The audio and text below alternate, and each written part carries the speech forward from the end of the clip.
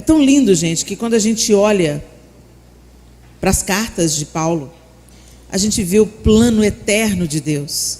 Eu tenho certeza absoluta que o apóstolo Paulo não tinha ideia de que quando ele estava escrevendo a carta para a igreja que se reunia em Roma, para a igreja que se reunia em Éfeso, para aqueles que estavam na igreja em Corinto, ou na Galácia, e aos Efésios, como ele está escrevendo agora, ele não tinha ideia que ele está escrevendo também para a palavra de vida, lá no Guarujá, mais de 2000 anos depois. Assim que são as coisas de Deus. Você não faz ideia do que Deus pode fazer com uma pequena semente. Você não faz ideia. E talvez ele não fizesse ideia do que Deus estava fazendo, que não estava apenas discipulando a igreja que tinha acabado de nascer pós-ressurreição de Cristo, mas que estava deixando expresso aquilo que guiaria a igreja até que ele venha, até a volta do Senhor. E com certeza, talvez Paulo achasse como a gente está achando agora, né?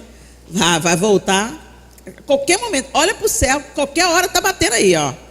Jesus já está assim na beiradinha, assim, ó. Posso ir, pai? Posso ir? Mas pode ser amanhã, hoje, essa noite, ano que vem.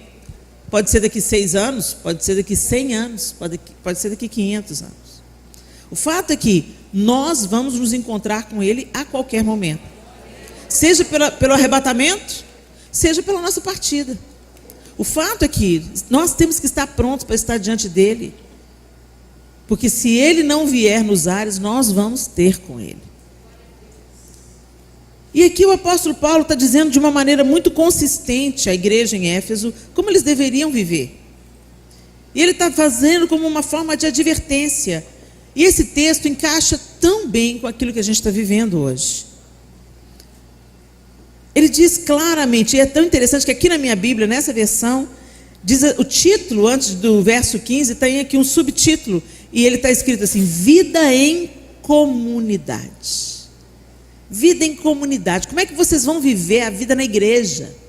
Como é que vocês vão viver a vida juntos, como cristãos, como quem ama a Cristo, como quem espera a volta de Cristo? Até que Ele venha, como é que vocês vão viver? E o apóstolo Paulo está dizendo, ele começa dizendo: tenham cuidado com a maneira como vocês vivem. Como vocês vivem? Você já parou para pensar como é que você vive a vida? Às vezes a gente pensa assim, eu vivo... A gente gosta de impressionar com as nossas frases feitas, né? Eu vivo para a glória do Senhor. Eu vivo aos pés do Senhor. Gente, é mais simples. Como você vive o seu dia a dia? Essa é a sua vida. Às vezes a gente pensa que a vida é feita do jubileu de prata. Não, é para chegar aqui, teve 25 anos, de um dia de cada vez. Se acumularam os dias e formaram 25 anos. Mas foi um dia vivido de cada vez. E como é que você vive o seu dia? Como é que você faz? Pensa aí rapidinho. Você acorda, vai fazer exercício? Vai fazer skincare? Mete a mão no celular e já para ver a notícia do dia, para ver o que está rolando no Instagram. Você dirige a sua primeira palavra do dia àquele que te deu a oportunidade de acordar? Como é que você faz? Essa é uma pergunta intransferível, porque cada um de nós aqui faz de um jeito. Eu estou provocando você. Dá uma repassada aí de como que é o seu dia a dia. Você levanta, você ora, você toma café, você faz o skincare, você vai para a academia, ou você sai correndo para o trabalho, às vezes reclama com o pessoal, o motorista do ônibus, do Uber, às vezes você trabalha em Uber, já sai cuspindo marimbondo, pega uns clientes ruins, e aí volta correndo para almoçar, você almoça meio-dia, almoça 1h. Como é que é o seu almoço? Aí você almoça com a família, almoça sozinho? Como é que é o seu dia? E de tarde, aí como é que você passa a sua tarde? Aí eu trabalho, tenho que trabalhar, depois eu tenho que correr, porque tem faculdade à noite. Vai para a faculdade à noite, tá? Pois é, o jeito que você vive o seu dia é o jeito que você vive a sua vida. A vida não é feita de momentos extraordinários. A vida é feita de momentos comuns, ordinários, rotineiros. E é nessa rotina, é nessa simplicidade, é nessa repetição, é nas coisas simples que a gente vive, na nossa comunicação, na maneira como a gente conversa, o que a gente fala, é nesse jeito de viver que o apóstolo Paulo está falando. Tenham cuidado com a maneira que vocês vivem, que não seja como insensatos, mas como sábios. Será que nós somos mães sábias? Você, por exemplo, impõe as mãos sobre os seus filhos, você que é mãe, antes deles saírem para a escola? E fala: Deus, em nome de Jesus, eu estou abençoando fulano, para que ele vá para o ambiente da escola, mas que a água ao redor dele não afunde o barco. Que fique de fora toda palavra maldita. Que fique de fora da mente dele toda ministração das trevas, todo falso ensino, toda falsa ideologia. Ó Deus, em nome de Jesus, dá discernimento para o meu filho. Dá um coração quebrantado. Senhor, revela-te pessoalmente ao meu filho, porque Deus não tem neto. Você ministra sobre o seu filho. Você ora pelo seu patrão difícil. Porque o papel do insensato é: fulano chegou aí e luta. Ô Jesus, para que veio hoje, Senhor?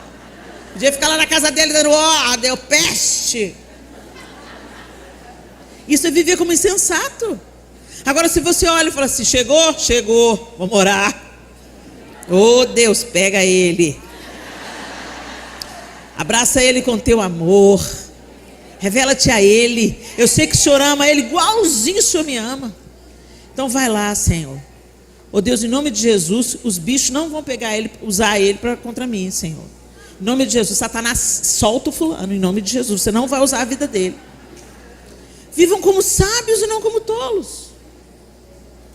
O marido não é crente. Ô, luta. Tô orando tem 10 anos, Helena, esse homem não converte. Gente, a sua boca, ela produz alguma coisa. A palavra tem um poder que, se você soubesse, você ficava caladinha para Jesus te dar vitória. A palavra da gente, ela produz vida. Já fizeram aí N experiências, né? Fala para uma plantinha: você não vale nada, você não vai dar em nada. Ela não dá mesmo não. Você fala para outra planta: você é linda, você consegue, você é vigorosa.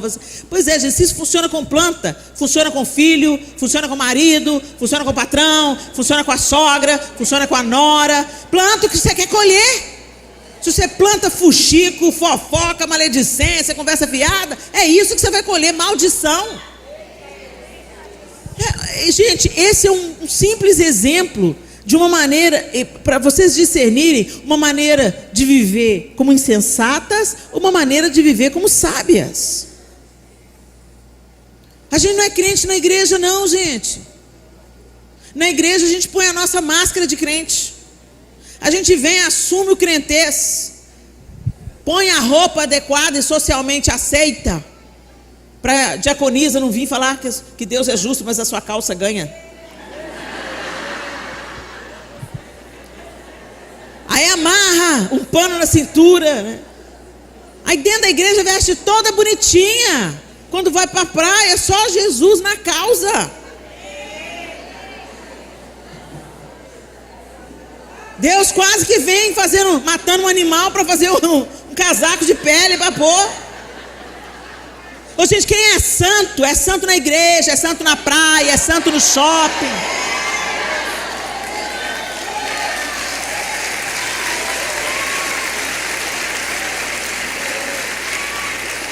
Ah, Helena, você está falando isso aí. Você está falando que eu sou santo. Você está me julgando. Você está me julgando porque quem conhece meu coração é Deus. Ô, gente, deixa eu falar com vocês uma coisa. Deus quer o coração. E depois que ele ganha o coração, sabe por que ele quer o coração? Porque quando ele ganha o coração, ele ganha tudo. É por isso que ele quer o coração. Sabe aquela história que tem muita gente que usa até o texto bíblico para falar, né? Não, quando Samuel foi ungir um rei lá na casa de Jessé, a crente conhece a Bíblia. Não basta, gente, conhecimento, precisa de sabedoria. Não basta conhecimento. Tem um tanto de gente que conhece, tem um tanto de ateu que conhece a Bíblia de capa a capa. É ler e deixar esse livro fazer diferença na sua vida. A crente vai lá e fala assim, pois é, quando Samuel foi ungir, olhou para Eliabe e falou, eis aí o ungido do Senhor.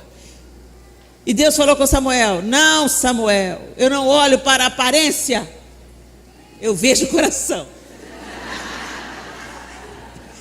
Pois é, então deixa eu te explicar, santinha, linda, poderosa, santa, pura, noiva de Jesus. Deixa eu te explicar. Deixa eu desenhar para você entender. O que Deus está falando no caso de Eliabe, irmão de Davi, é que ele tinha uma aparência de ser a pessoa certa. Ele tinha a roupa certa, a estatura certa, a pose certa, a postura certa. Tinha cara de rei, porte de rei, todo trabalhado na guerra. Parecia um líder nato. Aí Deus falou assim, não atenda para o coração, é só fachada. Eu conheço o coração de Eliabe e eu tenho rejeitado o coração de Eliabe. O que Deus reprova é você parecer uma coisa e não ser. Então cuidado aí, você que está se gabando que tem a saia longa. Está se gabando porque eu me visto como uma virtuosa de Jesus. Mas a sua língua é tão grande quanto a sua saia.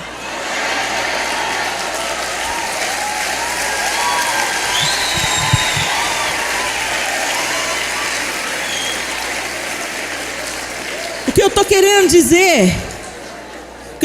dizer é que quando Deus nos alcança, Ele nos alcança e Ele nos ama do jeito que a gente está. Ele nos ama do jeito que a gente está. E o padrão que Ele coloca para a gente amar é como eu vos amei, que vos ameis uns aos outros. Aí pega, né, gente? Porque Jesus me amou quando eu estava imunda. Jesus me amou quando ninguém dava nada por mim. Jesus me amou num momento que nem eu me amava. Não tinha nada para oferecer para Jesus a não ser pereba. E Ele me amou ali. Mas quando Ele nos ama, Ele nos resgata. E Ele nos traz para Ele. E quanto mais você se aproxima de Jesus, mais a luz dele mostra o seu estado. Para te deprimir? Não. Para te limpar. Para você ser limpa, você precisa saber onde que está sujo. Então essas pessoas que dizem assim, não tem nada a ver, sabe, Deus está preocupado com minha roupa, não. Elas ainda estão no processo. Elas ainda não entenderam que elas merecem ser amadas. Elas merecem ser valorizadas. As mulheres merecem ser respeitadas. As mulheres merecem que o homem que se aproxime dela não a consuma, mas a assuma. As mulheres merecem que o homem coloque um anel no dedo dela e trata ela como uma princesa. Que se case com ela, que cuide dessa mulher, a proteja e a faça mãe de filhos. E seja um parceiraço ao lado dela. É isso que você merece, moça. Ser amada, ser valorizada, ser bem tratada, ser cuidada, ser respeitada, ser encorajada, não usada como algo que se consome e descarta. Você não é uma coisa, você não é um pedaço de osso, um pedaço de carne. Você é uma mulher. E Deus te criou de uma maneira elevada. E Ele decretou sobre você, eu farei para o homem uma ajudadora que lhe seja idônea. Ajudadora, Helena, vai ler a Bíblia e entende o original. A mesma palavra que fala que a mulher é ajudadora define o próprio Deus nos Salmos. Ajudadora é aquela que é solução, aquela que é socorro, aquela que chega para resolver problemas, e não aquela que está ligada nos barracos. Vocês estão entendendo, gente? E o apóstolo Paulo está dizendo, vivam como sábias, não como insensatas, porque os dias são maus. Se portem de maneira sábia. Se vistam de maneira sábia. Falem de maneira sábia. Interajam uns com os outros de maneira sábia. Trate seu pai com a mesma honra que você quer tratar o seu marido. Trate seu filho como uma joia preciosa que Deus te confiou para cuidar. Você não é dona do seu filho, você é cuidadora do seu filho. Deus nos ajude, Senhor, a viver no seu padrão e não no nosso. Porque o nosso, quem que é nosso modelo, gente? Hello? Globo é modelo. Hollywood é modelo. Revista. Por que as mulheres da Bíblia, você segue aquela influência lá, ela é linda, botocada, linda, bumbum durinho. Quando acaba o jogo, as peças de xadrez vão todos para a mesma caixa. A gente está valorizando coisas que não acrescentam em nada a nossa vida. A gente cuida muito da aparência, mas não cuida do coração. E aí, é sobre isso que Deus estava falando lá. Eliabe tinha um coração raivoso, invejoso. 2 capítulos para frente, você vê ele maltratando Davi, porque Davi foi no fronte de batalha levar mantimentos para eles e para levar notícias deles para aliviar o coração do pai. E ele trata Davi com desprezo. Ali ele mostra porque que Deus estava rejeitando o coração dele. E o nosso coração como está? Gente, quer a gente goste, quer não. As pessoas vão nos ler antes de a gente abrir a boca.